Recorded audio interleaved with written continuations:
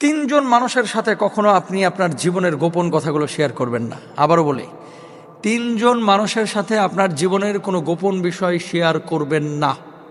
আমার কথা না, শেখ সাদী রহমাহুল্লাহর কথা। 1 নাম্বার, আপনার স্ত্রীর কাছে আপনার একান্ত বা গোপন সিক্রেট কোনো বিষয় যেটা জানলে স্ত্রী আপনার উপরে চড়াও হবে, এরকম কোনো গোপন কথা বলতে যাবেন না।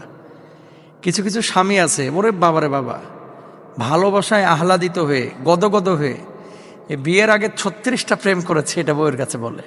জাহেল কোথাকার, মূর্খ, অসভ্য, করা যাবে না, অশান্তি বাড়বে। 2 নাম্বার, জ্ঞানহীন মূর্খ। জ্ঞানহীন মূর্খ বুঝেন? কিছু মূর্খ আছে যে ন্যূনতম হিতাহিত জ্ঞান তার আছে, মানে কোন সমাজে কি বলতে হয় সেটা বুঝে। আর কিছু মূর্খ আছে দেখবেন সমাজ বোঝে না, পরিবার বোঝে না।